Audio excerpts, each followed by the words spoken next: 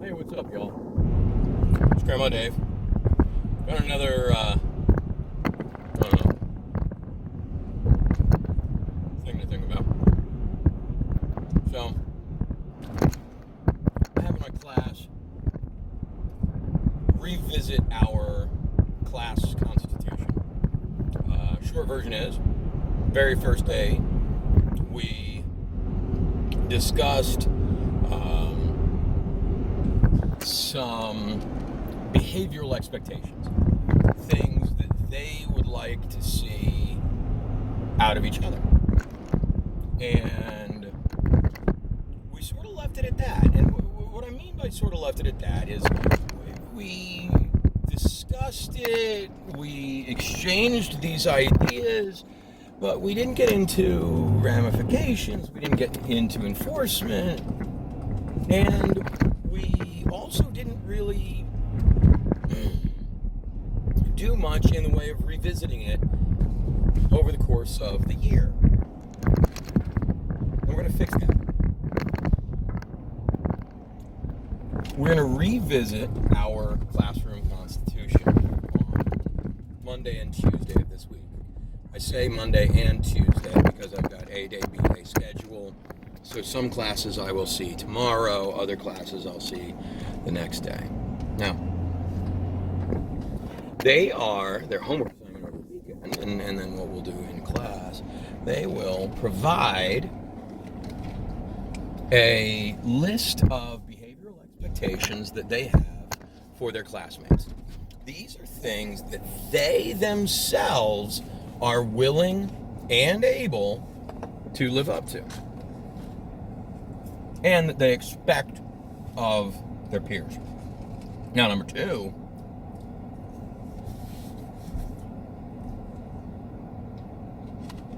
and this is the part that I'm afraid of.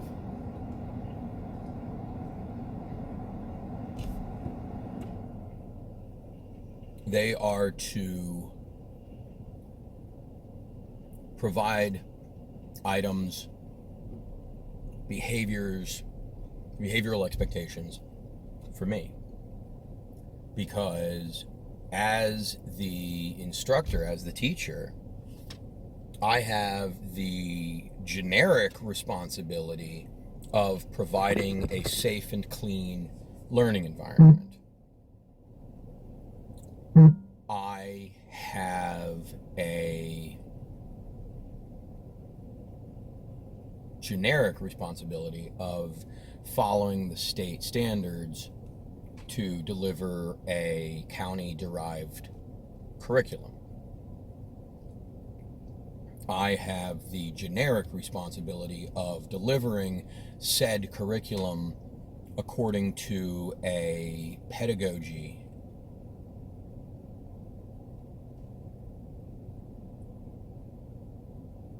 but that pedagogy has to fit my kids. It has to make sense for my students.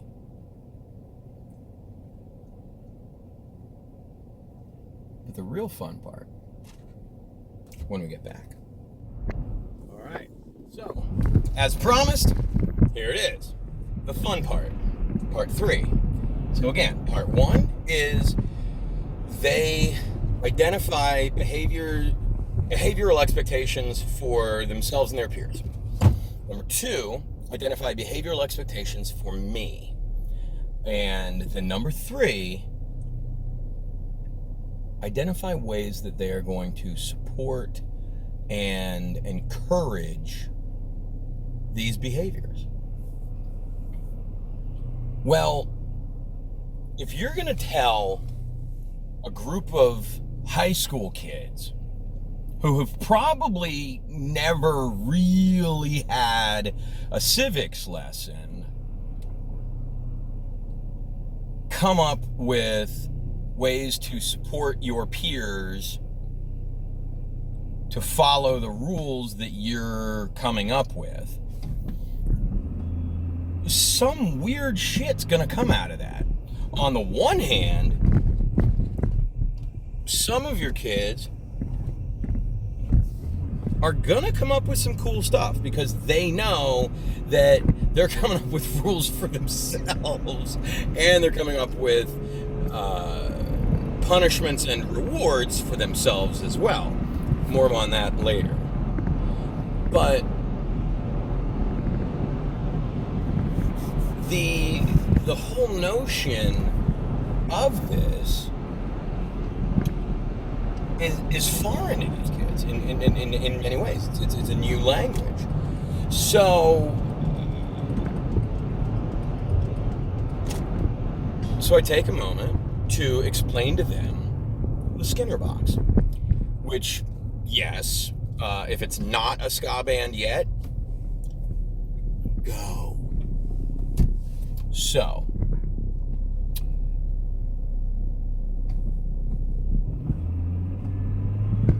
this Skinner box, it's named for a sociologist, psychologist, theoretician, blah, blah, blah, a little over 100 years ago. Early 1900s, etc. I probably got my dates wrong. But he's effectively the father of the behaviorist family, or at least one of the most well-known of the behaviorist family of sociologists and psychologists. And his biggest theory has to do with operant conditioning. And so, of course, we're familiar with Pavlov's classical conditioning. Now, in classical conditioning, you can establish a chain of reward whereby, or in fact, a chain of punishment, but we'll get into that later, whereby if a stimulus is provided before an event, the stimulus becomes tied to the event. Now, if so the stimulus does not have anything intrinsically to do with the event. In other words, in the case of the dog, the ringing of the bell to signify that the dog was about to be fed a treat or a meal would, in and of itself, trigger salivation. And so you would collect the saliva in the dog to prove, oh, the dog's salivating. Eventually, you could get the dog just ring the bell and they'd salivate. This, of course, is cited in, or it's referenced, it's alluded to in Bare Naked Ladies, Brian Wilson. Good song, great song. Oh my God. Ring a bell and I'll salivate. How'd you like that? So, Skinner takes it a step further. He expands it because Pavlov really only looks at this ring a bell, give a treat, give a food, things like that. Yes, there were more elements to it, but not much. Skinner says, nah, there's a lot more to it. And eventually you get this 4-item intersection, kind of like a Punnett square. So you've got one dimension across the top with two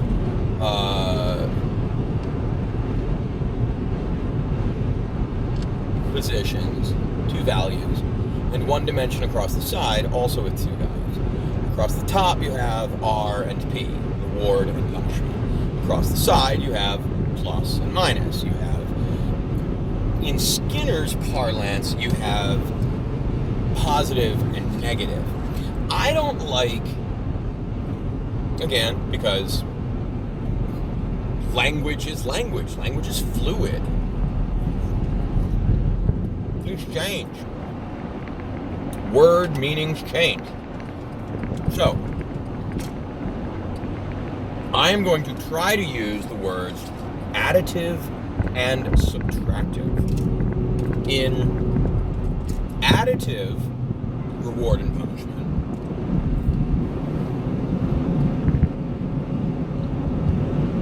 something is being, wait for it, added to the situation.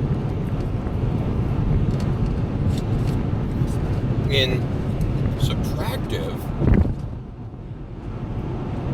something is being taken away.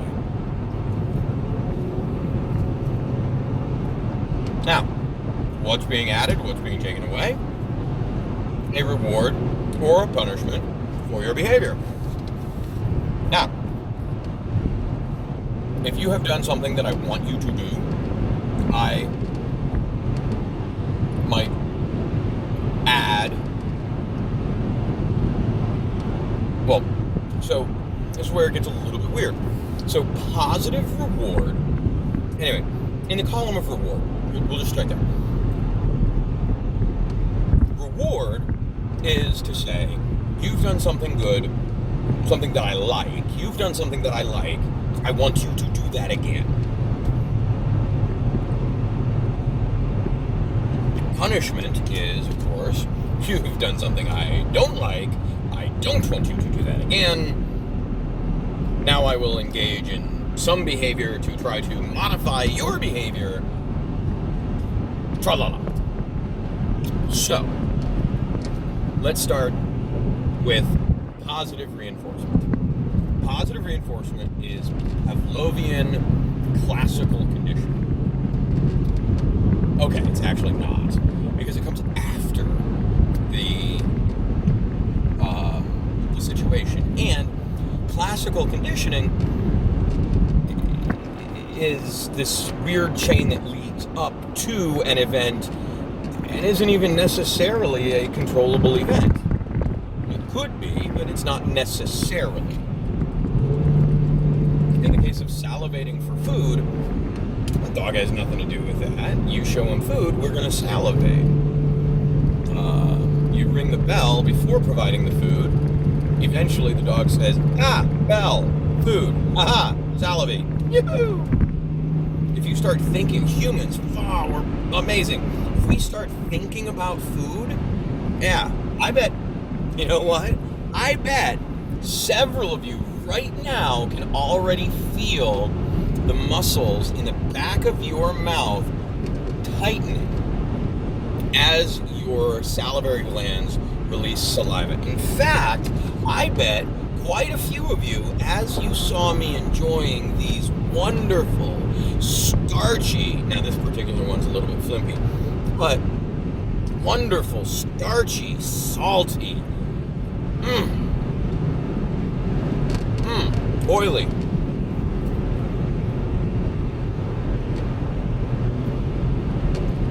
French fries, your mouths were probably going crazy. Hell, your stomachs were probably going crazy. I haven't seen a car here in a million billion years. But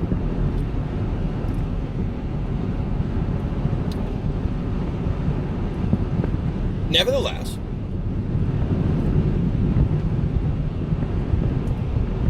let's get back. So we get back to BF Skinner. So positive reward. Positive reward's the closest to, let's see that, it's the closest to Pavlovian classical conditioning. In the sense that if you do something that I want you to do, I will give you a prize. That prize can be anything that you want. It has to be something that you consider good. If you don't like it and consider it a reward, then it's worthless. And this is where a lot of schools and parents fail so miserably. Like, it's like these pizza parties. If you got a kid who is gluten intolerant or vegan, and they can't enjoy the cheese or the bread. And I'm not laughing at the kid with the the gluten sensitivity or the dietary restrictions. Like, I'm laughing at the situation. You just screwed this kid over. So they're not gonna work for the prize. So if you're like, all right, folks, if we bring in the most cans, tra-la-la, we'll get a pizza party. What? This kid has no reason. I mean, if the pizza party is the only reason to do it. Now, this kid may be a genuinely cool kid and be like, well, I want you guys to get the pizza party. Or they meaning whoever's providing this competition, may have said, dietary accommodations will be met. And so this kid might say, hey, I've got, a gluten intolerance as well, and maybe this other kid says I can't do mozzarella. And so, to the one kid, they call the parlor, and the parlor's like, hey, check it out, dude. We got these gluten-free pizzas. We can rock this out. It's cooked in its own separate oven, so we don't have to worry about, exchanging. Now there's going to be some flour in the air. There's nothing we can do about that. But, and then the other kid would just say, look, dude, we'll do a pizza with no cheese. And now hold your tongue. Pizza without cheese, absolutely delicious, and it's not as filling as pizzas with a lot of cheese. So I tell you what, do a deep dish, everything, no cheese, will change your world. So, you get the idea. You do something I like, I give you a reward. Whether it's a sticker, a high five, a hug, praise, whatever. As long as that prize is commensurate with the achievement. And the occasional jackpot, there's a bunch of theories. There's a really neat book called Don't Shoot the Dog. And Don't Shoot the Dog is all about training dogs using positive reward. It's exclusively this quadrant of the Skinner box. Really cool stuff. I will fully admit, and this I'm gonna be vulnerable here. I'm gonna be vulnerable. I'm gonna try to be vulnerable a lot with this, but don't worry, I'm not shaking anybody's hands.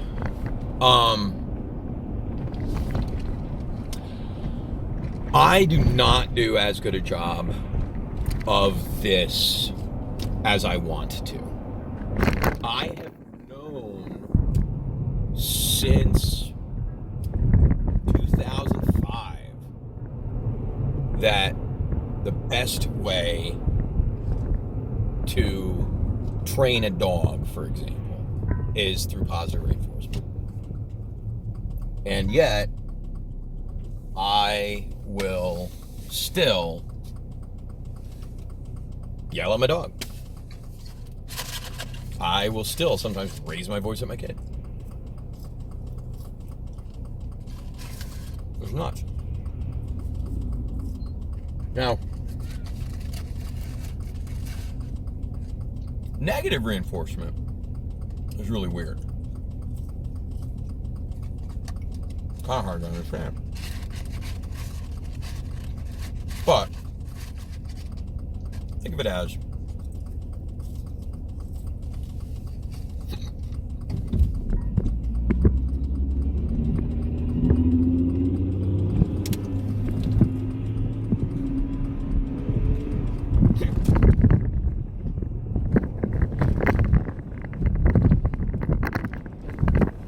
taking away punishment.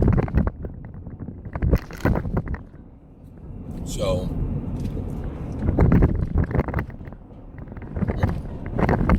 got a tax lien. But you finally do what you're supposed to do. You get the lien removed.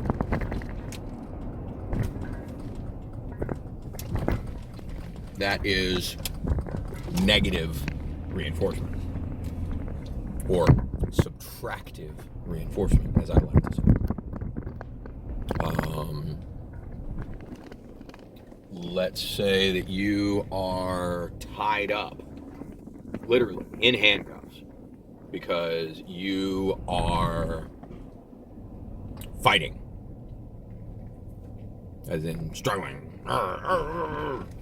So we strap you up. And we say, look, dude, as soon as you chill out and calm down and agree that you're done and you're chill and calm, I'm gonna let you go. And you finally chill out, calm down. Well, negative reinforcement.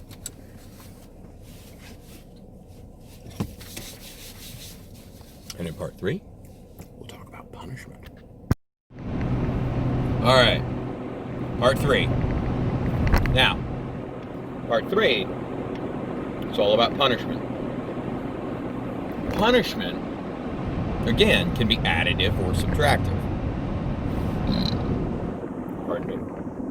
Now, we're all familiar with a lot of the ideas of punishment.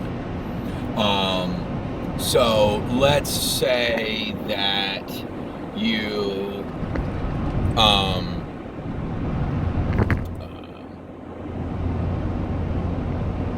there's the old stereotype, you talk back to the nun, you get your fingers wrapped. That's additive punishment, because she is adding the physical punishment. She's adding that to the interchange. You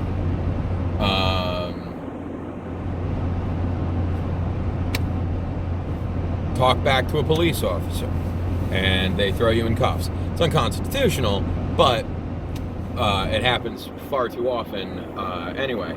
By the way, you are effectively 100% of the time allowed to film, audio and video record police officers, and effectively every law enforcement officer. There's multiple SCOTUS cases confirming this. Well, they're allowed to cordon you off, but that's why there's a little bit of a gray area on that part. But anyway, so the additive punishment. Easy example again. Smack you around. Subtractive punishment is a little bit weirder. It's more like you're using your phone in class, the teacher takes the phone away. You come home after curfew, mommy, daddy take your keys away. Stuff like that. You don't pay your bill, the bank comes and takes your house away. You get the idea. So,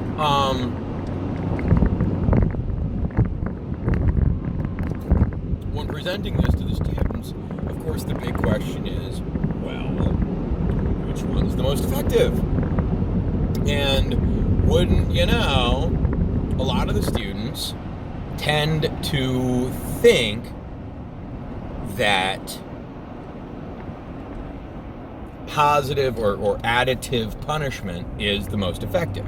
Because if you do something and you get beaten for it, or if you do something and there's the risk of the death penalty, which, by the way, is clearly unconstitutional, like absolutely on its face a violation of the 8th Amendment.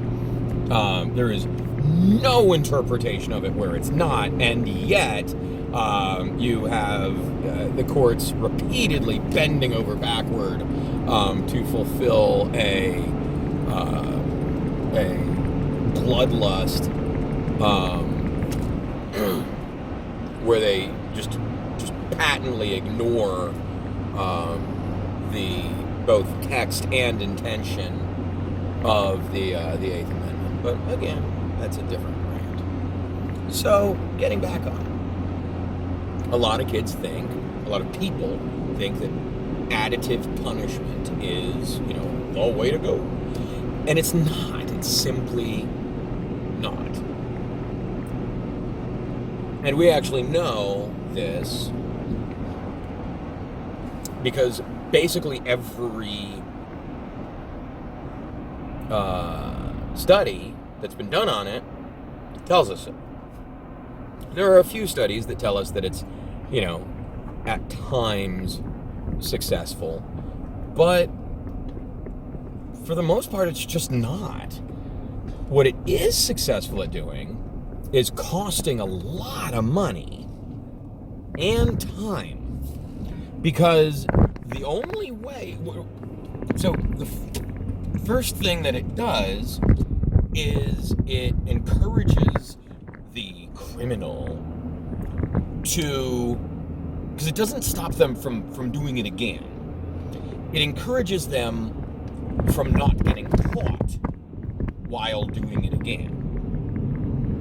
It doesn't encourage them to change the behavior as far as the actual desired behavior. It just communicates, this is a thing I don't want. It doesn't communicate, I want this other thing. And that's a problem. We owe it to the individual, the student, the community, the society, etc., to communicate clearly and succinctly, which, yes, I know I'm not really good at that second part.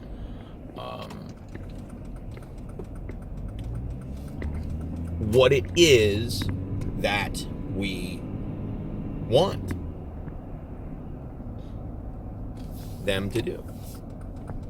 And so the issue is that punishment, generally speaking, fails on its face because the only way to punish a behavior is to actually witness the behavior. You have to be there for it. You have to have evidence of it. You have to prove it. Otherwise, in most systems,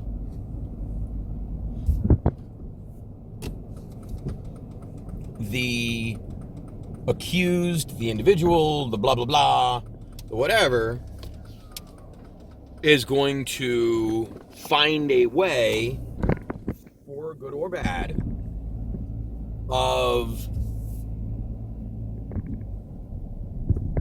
getting out of it.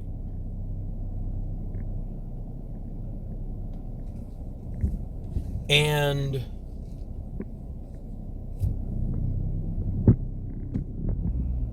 in the end, it doesn't do anyone any big good. Because you have to spend a whole lot of money on law enforcement and a whole lot of money on bullshit technology that just doesn't work, or is a violation of the Sixth Amendment, Fifth Amendment, Fourth Amendment, Third Amendment. I don't know, I'm just making shit up right now. But you get all of this stuff added into the system, and it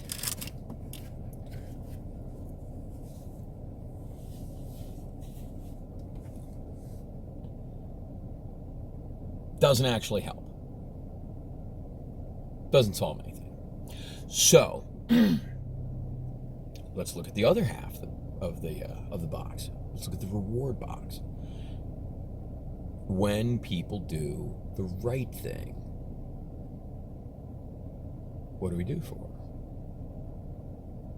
Well, for the most part, we don't do shit.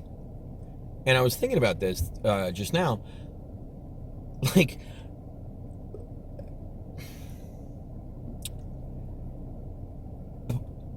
I don't know what I expect for not raping today.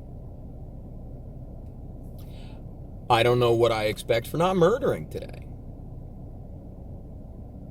I don't know what I expect for not beating my kid today.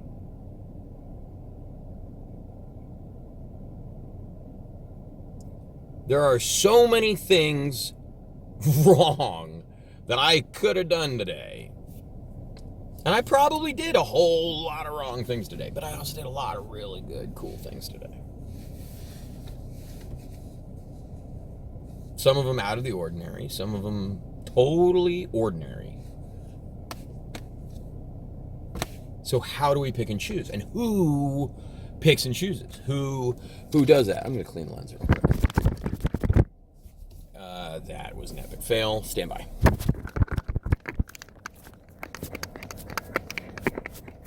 It's getting worse. Excellent. It's a little better. But who picks and chooses? Who says, you did a great job today, you get a prize, you suck, you don't get anything? And I don't know the answer. So, other studies have shown that positive reinforcement is absolutely the way to go. But how do we do it? As a society, how do we do it?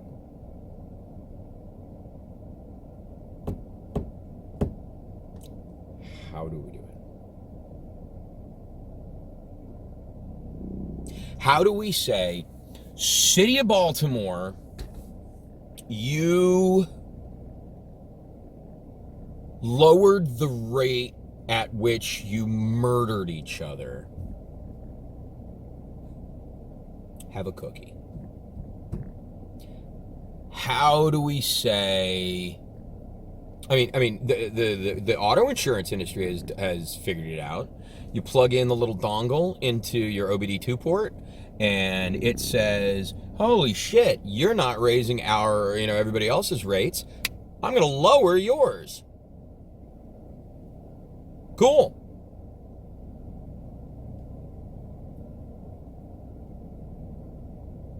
Okay. We do point sheets with some of our students. Okay. I got teachers in the hall who say, all right, if you go the first half of class without using your phones, I give you a 5-minute break. Use your phones all you want. I don't care. But then you put them back away for the second half of the class. Or if you go the first half of the class without using your phones, I give you 5 minutes at the end of class to use your phones, do whatever you want. If you go to the second half of class, I'll give you an additional 5 minutes. So we will end class 10 minutes early just so you can use your phones. If you go, I don't know, there's lots of different ways of doing it. And all of that is additive reward. Here's the carrot. And psychology has shown over and over and over and over and over that it works better.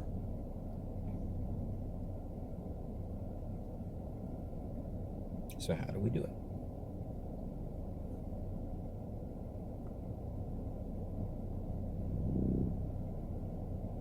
Let's figure it out.